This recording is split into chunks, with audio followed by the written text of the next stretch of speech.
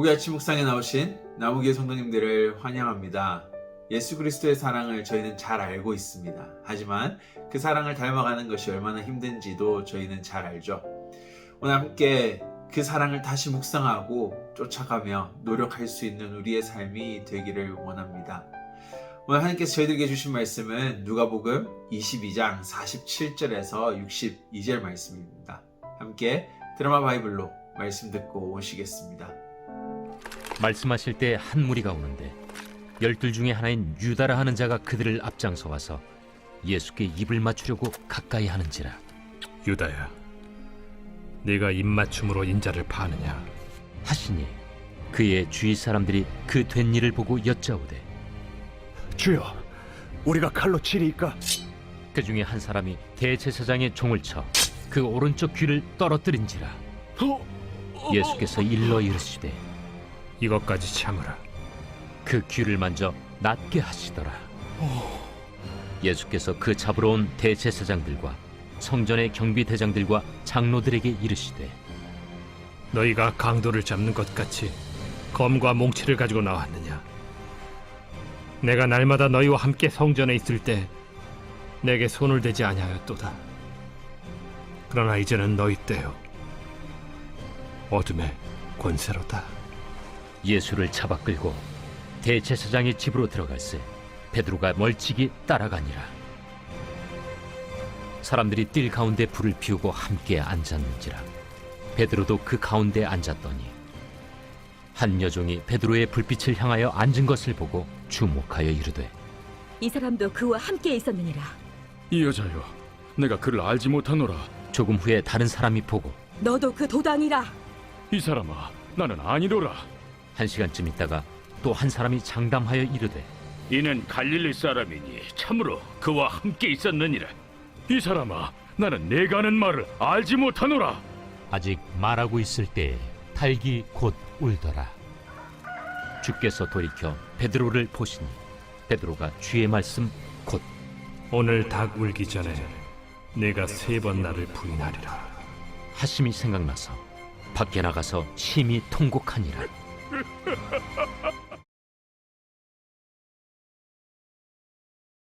오늘 본문은 저희가 잘 알고 있는 이야기 두 개로 구성되어 있습니다. 바로 유다와 함께 대제사장의 무리들이 예수님을 잡으러 온 이야기, 그리고 예수님을 3번이나 부인한 베드로의 이야기입니다.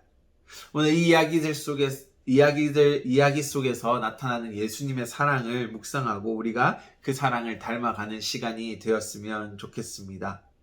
유다는요, 예수님을 팔아넘깁니다. 대제사장의 무리에게. 그리고 대제사장 무리는 이제 예수님을 잡으러 왔죠. 그럴 때 이제 그곳에 있던 제자들이 예수님에게 물어봅니다. 예수님, 저 녀석들 우리가 칼로 쳐버릴까요? 참 황당하죠. 예수님께서는 지금까지 그들에게 사랑하라, 섬겨라, 낮아져라 라고 가르쳤지만 그들은 예수님께 물어보았던 것입니다. 주여, 우리가 칼로 치리까? 그런데 그때 물어보기도 이전에 우리의 열정이 넘치는 베드로는 예수님께 물어보지도 않고 바로 대제사장 종의 오른쪽 귀를 잘라버리게 되었습니다. 이들의 행동에 대해서 오늘 예수님은 이렇게 말합니다. 지금 너희들 무엇을 하는 짓이냐? 이것까지 참으라.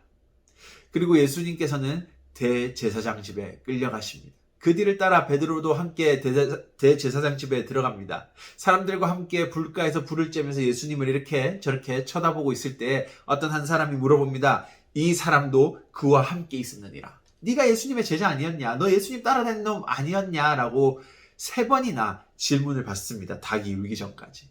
그리고 저희가 잘 알듯이 베드로는 3번 다 부인을 하죠. 나는 그를 모른다 라고 대답합니다.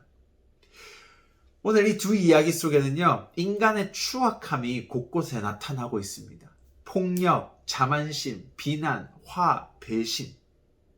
그래서 예수님께서는요, 53절에 이런 말씀을 하시죠. 이제는 너희 때요, 어둠의 권세로다.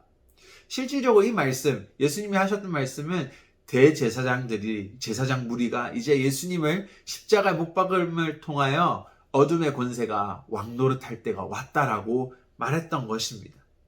그런데 더해서 오늘 말씀, 이야기를 전체로 통틀어 봤을 때요, 인간의 추악함이 다 드러나는 이 속에서 바로 오늘 어둠의 권세가 왕노릇하고 있음을 예수님께서는 말하셨던 것 같습니다. 그런데 오늘 예수님께서는요, 저희가 잘 알고 있는 사랑으로 그들을 대하셨습니다. 배신한 유다에게 욕을 하고 비난하지 않으셨고요. 자신의 제자들에게 칼로 대제사장들을 철하고 하지 않으셨습니다. 대제사장의 종의 귀 하나를 더 자르기보다는 그 떨어진 귀를 들고 붙여 주셨습니다. 자신을 사랑한 베드로가 배신을 하고 숨어 있을 때 예수님은 끌려가셨죠. 그리고 그 끌려가시면서 예수님은 저기 저 녀석도 같이 잡아가세요 라고 하지 않으셨습니다. 61절에서 이렇게 말하고 있습니다. 주께서 예수님께서 돌아서서 베드로를 지켜보시더라.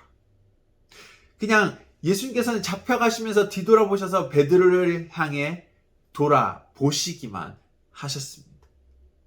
그 돌아보셨을 때 예수님의 눈빛은 이 배신자 녀석, 내가 복수하고 만다의 눈빛이 아니었을 것입니다. 지그시 그를 쳐다보시고 십자가의 길을 걸으시며 내가 너의 힘듦을 알고 내가 너를 용서하노라 라고 바라보셨을 것입니다. 저희는요, 교회에서 예수님의 사랑이라는 가르침을 매번 묵상하고 듣습니다. 그리고 또한 우리 삶에 다짐하고 살아갑니다. 또한 제가요, 저희 중고등부 아이들한테 매주 예배가 끝날 때마다 이러한 말로 예배를 마칩니다. Go into the world, serve your God and serve your neighbor. 세상으로 나아가십시오. 하나님을 섬기시고 그리고 이웃을 사랑으로 섬기십시오라고 말합니다. 왜냐하면 오늘 우리의 인간의 삶은 추잡함으로 가득 차 있습니다. 그렇지만 그 속에서 예수님께서는 그들을 향하여 사랑으로 대하셨던 것이죠. 근데 오늘 우리가 한번 잘 생각해 보았으면 좋겠습니다. 우리의 이웃에게 그 사랑을 전해야 되는데요. 항상 우리는 그 이웃을 마치 내가 잘 모르는 옆집에 사는 김모 씨를 이웃이라 생각할 때가 있습니다. 하지만 가장 가까운 이웃은 우리의 가족의 구성원들입니다. 오늘 우리가 한번 돌아보았으면 좋겠습니다. 내가 정말로 우리 가족 구성원들을 예수님께서 베드로를 돌아보셨던 것처럼 돌아보고 있는지 생각해 보았으면 좋겠습니다. 결혼식장에서 부부가 서로 사랑하고 아끼겠다라고 다짐합니다. 하지만 안타깝게도요, 베드로처럼 몇 번이나 부인할 때가 있죠. 그 약속을. 싸우고 헤어지기까지 하는 가족들이 있습니다. 부모의 자식과의 관계도 다르지 않은 것 같습니다. 그렇게 사랑하던 자식을 미워할 때도 있고, 그렇게 사랑하던 부모를 떠나버리는 자식들도 있습니다. 예수 그리스도의 사랑을 이웃에게, 나의 가장 가까운 가족에게 실천하는 것이 너무 힘든 것이 어떻게 보면 우리의 삶이라고 생각이 듭니다. 오늘 배신자 베드로가 배신 이후에 울고 다시 돌아온 것은 예수님의 질책과 비난이 아닌 사랑과 헌신이었습니다. 실질적으로 우리가 이 예수님의 사랑과 헌신을 따라 살아가는 것은 쉽지가 않습니다. 무너진 가족을 다시 세우는 것도 쉽지가 않습니다. 하지만 하나님께서는 말씀하십니다. 오늘 너희가 성령의 인도 아래 예수님을 닮아가고 그런 사랑을 끊임없이 노력하고 나눌 때에 그곳에 하나님의 나라가 일어날 것이고 우리의 가족과 사회가 회복이 될 것을 기대하고 소망하라고 말씀하십니다. 우리의 아픈 마음들을 들고 하나님 앞에 나와 기도하고 하나님께서 회복해 주시기를 간절히 바라며 그 사랑과 헌신을 따라가는 우리의 삶이 되기를 원합니다. 함께 기도하시겠습니다. 하나님 감사합니다. 오늘 이야기 속에서 인간의 추잡함들이 마구마구 나왔습니다. 그런데 우리의 삶을 돌아보고 우리의 가족을 돌아보고 사회만 돌아봐도 이 추악함들이 넘쳐나고 있음을 바라봅니다. 하나님 이러한 것들을 향하여 칼을 들기보다는 사랑과 헌신으로 섬기게 하시고 그 속에서 예수 그리스도의 십자가와 헌신을 통한 회복이 일어나기를 간절히 바랍니다.